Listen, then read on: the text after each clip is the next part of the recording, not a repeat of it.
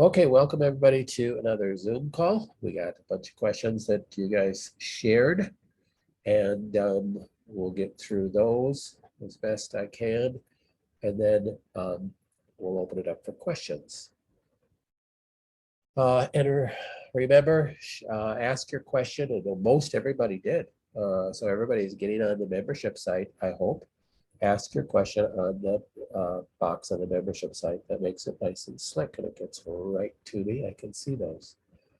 Always, when you have a question, instead of waiting until Wednesday, go to our regular website and do a search. Now, I know we don't have a search feature on the membership site yet. We're working on that. It's through a different company, so we have to have them create a search feature. So we are going to work on a search feature on the membership site that doesn't exist at this point. But go to our regular website, theconnersclinic.com, use that little looking glass thing, magnifying glass, and search for it. I'll say a couple questions that were posted are available in that, and I will point that out when we get there.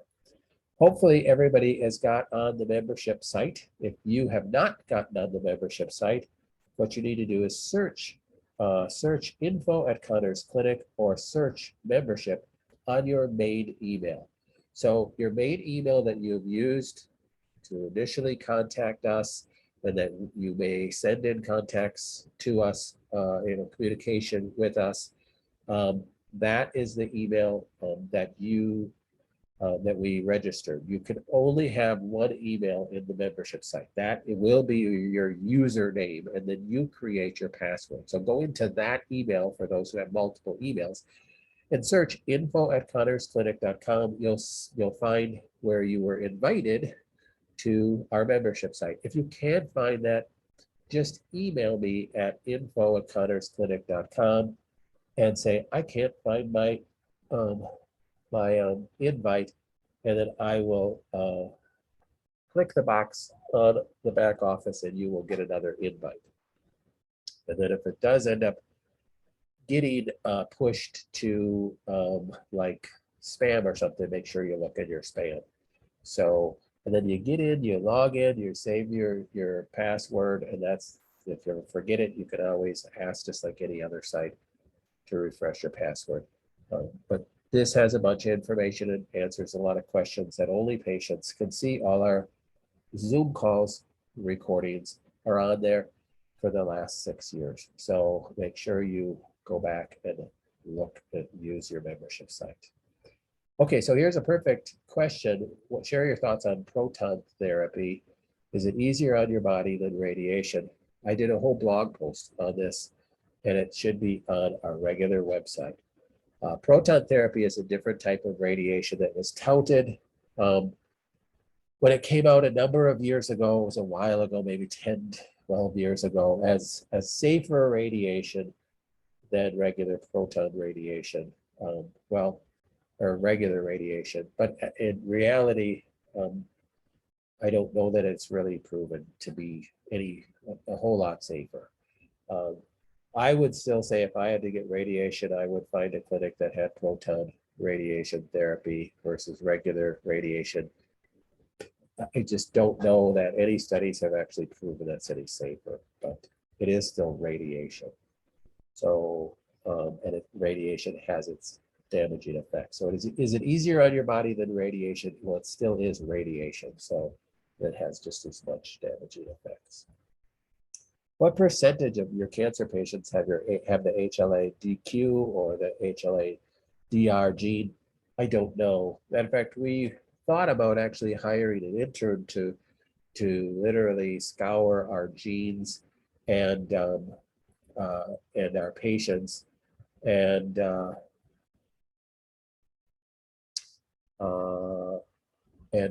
be able to let me see. Can everybody see my shared screen? If you can see it, please say yes. If you can see the Q&A at the top and the question that I'm going over right now, please say that, because somebody just did post that they can't see the question. No, can't. Okay, so stop this share and I'll do a new share. Let's see right there. Okay, so now you can see it. Yes. Perfect. Thank you. So back to this. This is where you look at your for those questions. This is the membership site that you should be looking for. And this is the email. If you are not in the membership site already, if you're a full member of our clinic, you need to be in that. There's a lot of valuable information in there. If you're not a full member of the clinic, you shouldn't be on the Zoom call. So everybody here is, so make sure you get in the membership site. These are different genes that cause inflammation in the body. Some of these different variants have to do with gliadin sensitivity. Some of them have to do with mold sensitivity and other things as well. But they all cause hyperinflammation. And but we have never done a study. We just don't have the manpower to do a study to have somebody dig into everybody's genes and what type of cancers. We always thought about doing that, but we have not been able to do that. What are the light colored seed pieces floating in the toilet after voiding a coffee enema? They look like pieces of chewed seeds. It only happens with coffee enemas, not regular voiding. I don't know that I can answer that to anybody's satisfaction. Certainly when you're using a coffee enema, you are basically, when you're voiding, you have much more liquid stool. Some of these things may be encased in a full bowel movement and you wouldn't see them in the stool. That might be it. I don't have any other possible solution or answer to that. Certainly just could be partially digested seeds or food or things like that too. The other day I had what seemed to be more like a bowel movement compared to seemed like a more thorough bowel movement compared to since before starting chemotherapy. I noticed a small white stringy pinworm looking thing curved in the stool. Okay, I'm giggling because I love these. I love these things. So I love it when people see parasites come out. That's fantastic because you want to get these things out. Now, I don't know if it was a parasite or it was something else that you ate. I found a handful more and I'm unsure if they're actual parasites or if they're fibers or recently eating Jersey sweet potatoes. Today, after a coffee enema, I found more of these fiber-looking things. I don't know, unless you fish them out of the toilet and you put them under a microscope, you wouldn't really be able to know. Certainly if it's a tapeworm or a roundworm, those are big enough to know what it is. Pinworms are much smaller. You can see those in the stool though, but they're smaller and look like more grains of rice type things. So in order to know, you'd have to do a little study. When you do a stool sample, and they're looking for parasites, they're really looking for the eggs, not so much the parasite itself. Am I detoxing parasites? Well, certainly could be, and that would be an exciting thing. Or are these things just common junk detoxing from effective daily enemas? I don't know. The truth is that most of us have a lot of caked junk on the sides of our intestinal walls. So I remember reading one place, and I don't even know if this is true, that they said that John Wayne, I don't know why they did a study on John Wayne's fecal matter after he passed away, but they said he had like so many pounds of fecal matter caked to the inside of his gut. I think this was actually in Robin's book about that he wrote about, that was all anti-dairy and trying to eat more of a plant-based diet. And it was they were talking about it being mainly due to animal meat products being caked to the sides of your intestines. Now, I don't know how much of that is true or not. I have no idea, but there is certainly undigested food and junk in your gut that needs, that you are detoxing when you're doing this stuff. Okay, the ion throwaway foot bath appears to allow for toxins from the body to be removed. So Yes, there's that. That some of that is taking place. My bath water was filthy afterward. I find it amazing that it works this way and so much is taken out. Okay, let's stop right there. So just because the water is filthy doesn't mean that all came from you. So there is some ionization that goes on with the ion pro wave. So you are ionizing some of the minerals in the water. If you just took the ion pro wave and you threw it in the bucket of water and you turned it on, you would notice some discoloration of the water. Now, typically it's not going to get awful murky black like if you had your feet in there. So you are pulling stuff out of your body, but don't equate to everything that's coming out of your body, everything that's in the water as having come out of your body. And certainly don't equate, I've said this 100 times, that the color, oh, it's green, so it's coming from my bile duct, or oh, it's this color, so it's coming from my liver. Um, there's no real proof that any of that is true just because of the color. So just understand that too. Can too much be taken out of our body? No, not with the ion pro wave. But the different ionizing machines out there, if you did them, a couple times a day, yeah, you might, pull out too many minerals, but not with the ion pro wave. You're mainly using it for the frequencies that you're getting in the body. The ion pro wave seems to allow for higher frequencies. Yes, that's exactly right. So you can use different frequencies with the ion pro wave. I remember reading that some researchers, maybe Royal Life included, identified that frequencies in 100 to 300 kilohertz are responsible for killing cancer. So Rife did talk about higher frequencies several times, but that's not all the frequencies that he used. In order to get super high frequencies with a bulb, you need to use a radio frequency bulb. And even at that, it can be dangerous. So the true Rife is what's called a high frequency machine, not a radio frequency machine. So there is a difference with that. And if you want more detail on that, you can look up some information and take some courses through True Rife. There can be benefits to using a radio frequency machine. A GB4000 is a radio frequency machine. There's also negatives to using a radio frequency machine. Some of the negatives with the GB4000, though, we have several at the clinic. I have one at home that I don't really use at all anymore. The negative is that it's bulky, it's difficult to use. The bulb, it uses radio bulbs, like transmitter bulbs. So it's a large machine. It's not, you can't go places with it. You couldn't take it on a trip with you or something like that, like you can with the True Rife. You can't move it around the house unless you put it on a cart and you're only in a one-story house. It's fragile, it can break easy, and it's not meant to be used overnight. So you're using it typically just for shorter programs. We have several patients that have a GB4000 also that they might do during the day just to get some of the higher frequencies because they don't like to use the foot bath and such, but that's a possibility to do that too. How important is it to have a grounding sheet under the fitted sheet? Okay, uh, I have several videos on this as well, but I'll just share this. I know it's a newer person that asked this question.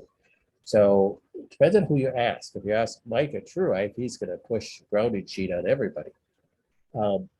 Again, a grounding sheet, the frequencies are going to be attracted to that ground. So if you have a grounding sheet on your bed and you're laying on your back and you have the bulb on your tummy and it stays on your tummy all day, all night, I mean, and you're sleeping on your back all night and you don't move, well, then the frequencies are going to go through you and be attracted to the sheet. But, you're going to lose some of the frequencies that would disperse up to your head and disperse down to your lower extremities because the frequencies are going to be attracted to the sheet because they will be attracted to the ground. So the sheet has got metal fibers in it that then is attached to a wire that attaches to the ground that then goes to literally the ground outside if your outlet is grounded.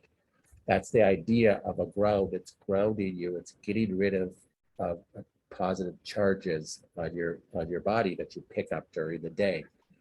very beneficial to have a grounding sheet if you have EMF issues, and that is a major issue for you. But if you're using the True Life, I always recommend that you, if you're using the grounding sheet, that you only have it on the lower half of your body.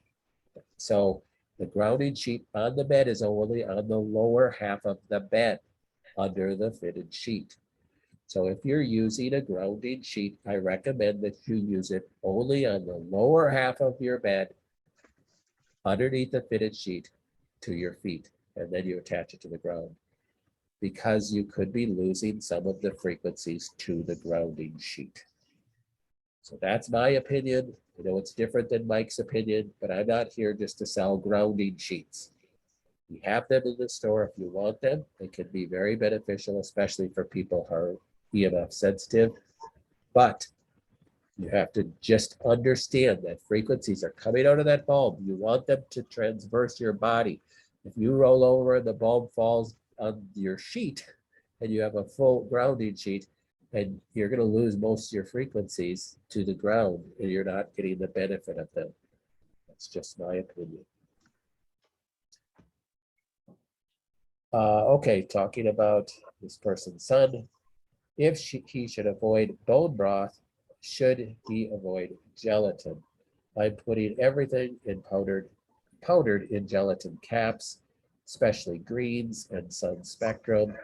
I can't get the greens in him at all. Sometimes I can get the sun spectrum in a smoothie, but usually not. When you're dealing with a child, sometimes it's very difficult to get them to take any type of supplements. And I get that. I understand that. You just do the best you can. I don't know how much glutamine is in a gelatin cap. You'll have to do your research on that. And I'm sure different gelatin caps contain a different amount of glutamine. So it is the glutamine that we're talking about. And glutamine, especially if you have this certain defect in your genes, will convert to glutamates very quickly. So bone broth has a lot of glutamine, L-glutamine, a lot of nutritional drinks that to heal your gut contain a lot of L-glutamine, high concentrations of L-glutamine. Why? Because L-glutamine is a growth stimulator. So it really helps increase replication of cells. Well, boy, I shouldn't be drinking bone broth as a cancer patient. No cancer patient should be like doing a GAPS diet. A GAPS diet is a diet for somebody who's got really unhealthy gut, and they're using bone broth, and they're eating just very cooked soups. They're making their own bone broth by boiling bones in a simmer for several days to try to get as much glutamine out of the bone, and it's very healing to the gut. Why? Because it causes rapid cell replication. So should any cancer patient be doing a GAPS diet? No, I don't think any cancer patient should be doing bone broth. Now, in that fashion, does that mean a cancer patient can't have soup? No, it's about balance. You're going to get glutamine in other proteins as well, but you're not making this concentrated glutamine soup, and you're certainly not taking, high dose L-glutamine in a supplement. So remember, it's all about balance. So you'll have to do your research whether how much glutamine is in the gelatin caps. Maybe the veggie caps are better. I don't know. I haven't done that research. On his oat test, he has high markers for high external aspergillus exposure or high internal yeast exposure. Other than constipation, I don't think of him as a candida type person. We have had mold testing at our home, waiting for results. Would there be any danger in giving him some grapefruit seed extract? Probably not. I would just start in low doses if you're concerned about that. I don't think they'd be like the next part of this says another practitioner suggested killing yeast could liberate heavy metals, and that all has to do with killing yeast too quickly. So you just want to go slow with anything when you're dealing with any fungus or mold in the body. or Lyme disease, same thing. You don't want to kill quickly. You might want to just be running some of these programs on your Rife machine instead of, especially with him where you're having trouble getting any supplements down him, use your Rife then for these things. Remember, underneath your program that I created for you, there's literally 2,500 other programs for a lot of things. Let that be your first go-to thing when you're looking at other diseases and such. Constipation. I tried the Ready, Set, Go. That's a product by Orthomolecular. It didn't seem to help. Started giving him magnesium citrate because he had high oxalates on his O test, but it is taking 3 capsules to move the constipation, and I need to reduce his capsules. Is BAM constipating? No. Oops, this copied twice. So BAM really is not constipating. What I would suggest, though, is if you want to reduce your capsules, then do the aloe. It's actually, the product is orthomolecular product, Super Aloe 250. And for somebody him, you want to open up the capsule and only give him a third of that at night before bed. And just give him a third of the the Super Aloe 250. If you are an adult and you have constipation, start with the Super Aloe 250. Start with 1 capsule before bed. This is the best thing for constipation. You will get a little bit of cramping, but nothing like if you were taking Senna. So Super Aloe is a type of aloe that is really, really good for constipation issues. So highly recommend that. That would be much better than giving them the magnesium. Remember, when you're sending cheek swabs to us, send it to our new address. Continue to remind you about that. Write that down if you need. When you're sending cheek swabs, make sure you send it to our new address. All right, some questions that you chatted in. I have a grounding blend essential oil. Would it be beneficial to use this on my feet at night when I'm cuddling with the Rife? Would it work like a grounding sheet? No, it won't work like a grounding sheet. You won't lose frequencies to it, an essential oil at all. So yes, you could use that just fine. There's no negatives about using that. Now that it's getting warmer outside, I'm spending my nights throwing my blankets on and off repeatedly. Well, that sounds familiar. And I think that's interrupting my sleep a lot. I'm used to cuddling with the bulb overnight, but the heat it generates sometimes can be contributed to my interrupted sleep. Is it better than to push the bulb away from my body a few feet, or maybe get a better night's sleep? Yeah, you have to have a balance about that, because not getting a good night's sleep is not good.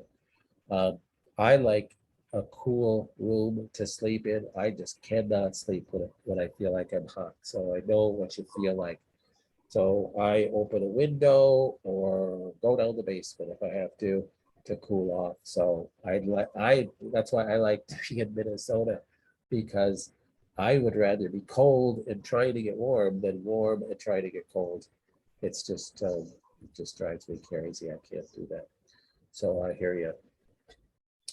Next question. I gave blood for a Cyrex 10 test last Thursday. They said you would get the results and not me. That is correct. We do get the results, not you. How long does it take? Depends on how busy they are. Usually it takes at least 7 days total.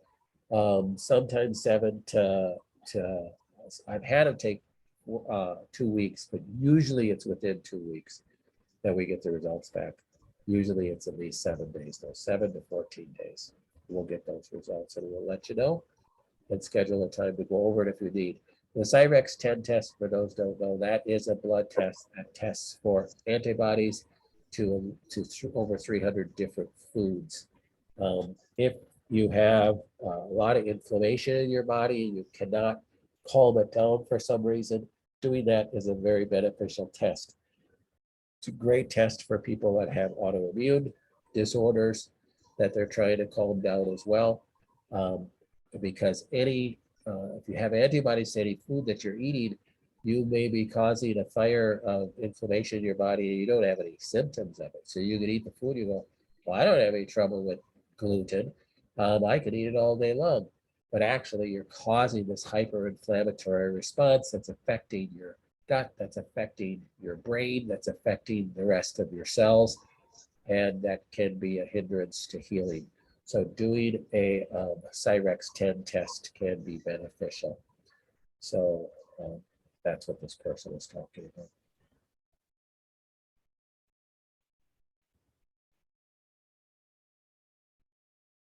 Any other questions?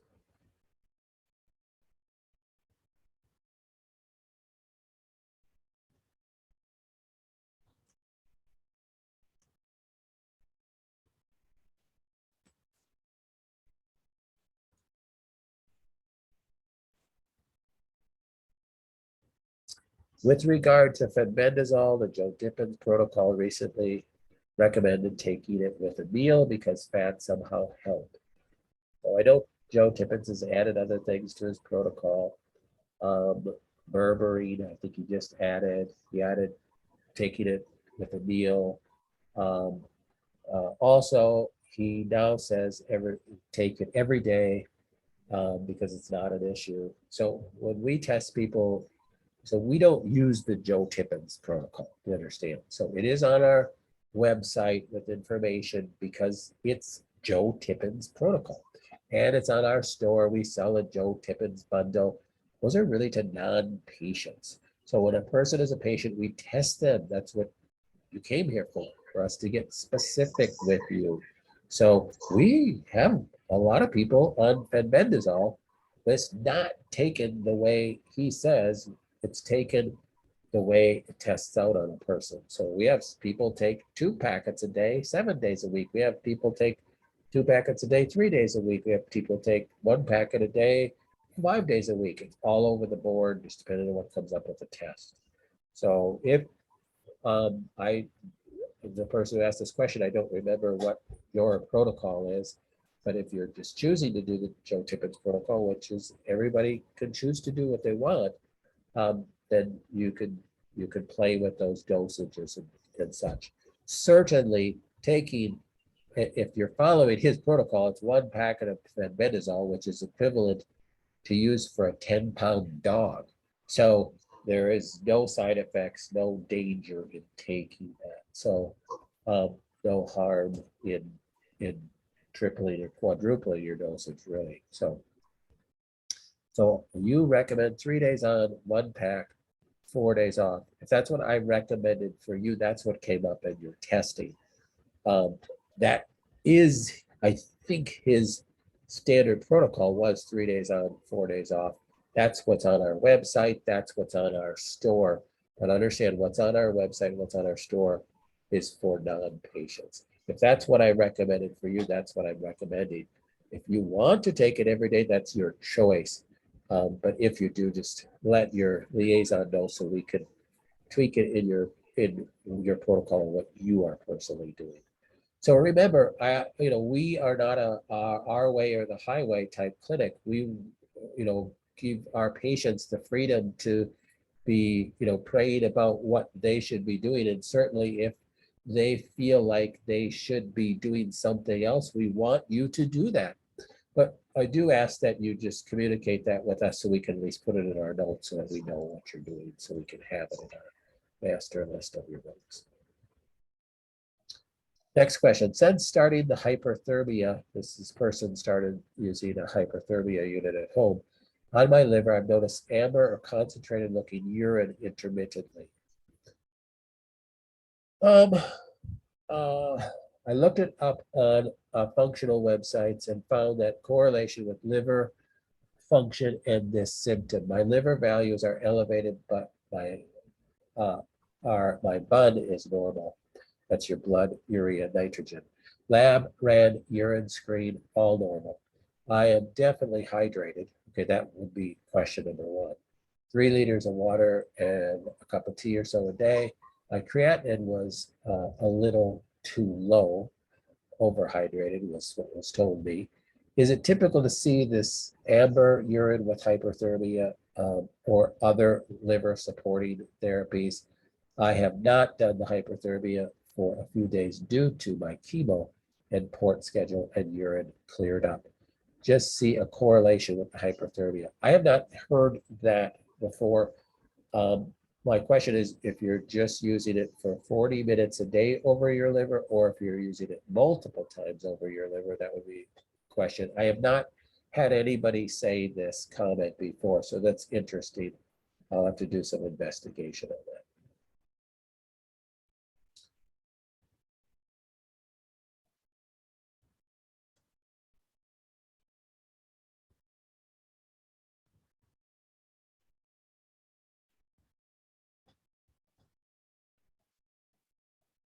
Any other questions?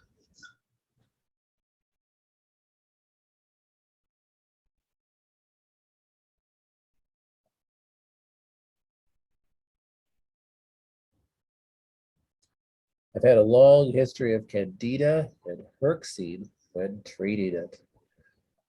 For the first 3 weeks of using the Rife, I felt good. The last 3 weeks, I have been getting some tics, more anxiety, pain in the chest, muscles, sternum, and other things, possibly herxine the candida.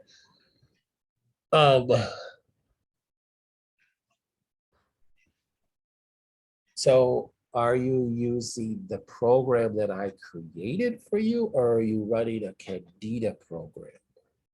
Could this be a Herx reaction for candida or just a normal for the Rife program? So if you're running the program that I created for you, you won't be herxing from candida. So I would have to look when was your program updated?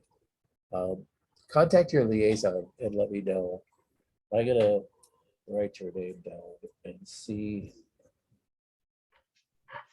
when I updated your program, and if not, we might want to get a cheek swab and update that if I haven't updated it for a while. So Okay. I didn't get my genetic test back. I think it's still the 8-week period for that. okay, so you started with us about 8 weeks ago? No. Well, I've only been using the Rife for 6 weeks, and I think that it took me another week. I'm not exactly sure, but I know my genetic test wouldn't be back yet. Okay, so I don't need your genetic test. I'm just wondering what Rife program you're using. Are you Oh, I'm not the using program? any Candida programs at all, but I've been using all the I've run through all the programs you wrote for me twice now. And so I had 21 programs, and I've gone through that 2 times. Okay, so And let's I've been do this. using. Let's have you send in another cheek swab. And I want to do some look at your program and possibly do some updating. Okay. Let's you have a cheek swab in your binder. Yeah. Send that in, and I made a note to look at your programs and see Okay. how we can tweak that. I haven't used any Candida programs, but I've been using all kind of other programs like for attention deficit, or for this pain I have in my chest. I've been using the pain like Bio Basic and Those ones shouldn't do that either. okay.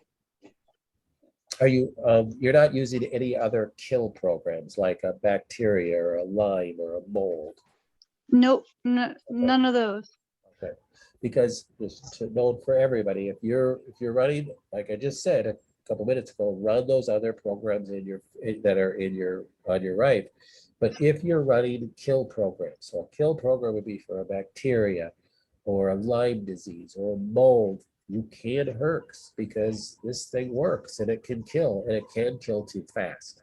So what a Herxheimer reaction is if you kill a bacteria too quickly, or a fungus or a mold too quickly, you end up with byproduct of the organism spilled into the blood, just waste spilled into the blood. And that's what a Herxheimer reaction is. So you could get really tired, you could feel yucky, you could feel sick, it could just be a gamut of different symptoms. And it's because you're killing too quickly. We see this a lot with Lyme patients. Very common with Lyme patients. You have to go really slow with kill programs. So let me look at your program. Let's get an update. Send in Sheik Swab and we'll take a look at that.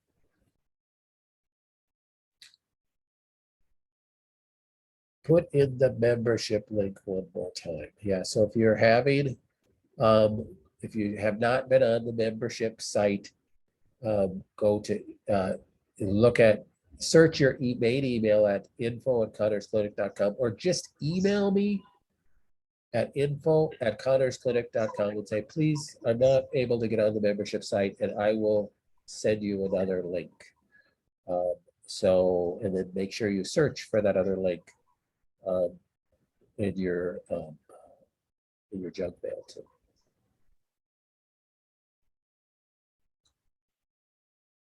My mom has liver affected due to fluid accumulation in her stomach area. How detox must be done? Well, you remember, just got all your stuff for your mom done, so just start there. You don't want to try to detox too quickly or anything like that. Just start using the right, follow what is in your binder. You take the time to stop and open it up and read it, and use the Rife on her 24/7 if she's not fully ambulatory up and moving around and living her life. So use the Rife as much as possible on her. Anytime she's sitting down, you want to set up your home that she can be Rifing. Other than that, how you would help with detox pathways in the liver, you have to go back and download on the website again. Download, if you just, that's the main website. I think it's on the membership site too, but go to the main website, look for books, download the detoxification book to help you understand that. But the person has got to be having a bowel movement at least one a day. Make sure they're moving their bowel. And then you work on other things upstream from that. And helping with the liver, using a hot pack over the liver can be beneficial. Castor oil pack over the liver can be beneficial. Coffee enemas are one of the best things to help with all of the pathways. So.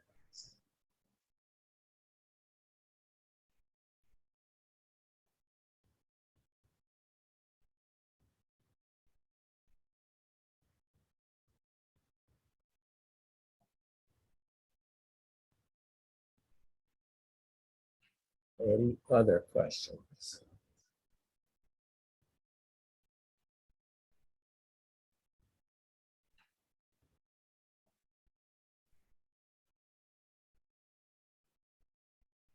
Okay, well, we will end that now. This, I will have time tonight to get this uploaded to YouTube, and you'll see it on the membership site. If you're on this, I don't know why you'd want to listen to it again, um,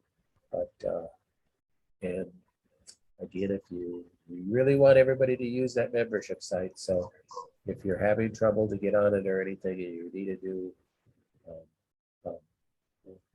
invite, email me.